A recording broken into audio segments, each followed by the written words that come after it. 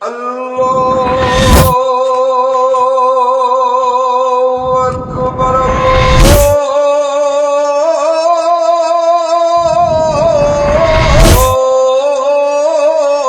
अल्लाहु अकबर। जम्मू कश्मीर में भी कोरोना वायरस केस में लगातार इजाफा देखने को मिल रहा है। वही आज जुमातुल विदा और जुमातुल विदा के मौके पर जो है औकाफ कमेटी और एडमिनिस्ट्रेशन ने एक साथ फैसला लिया है कि किसी भी जगह जो है कोई भी बड़ी तकरीबात नहीं होगी।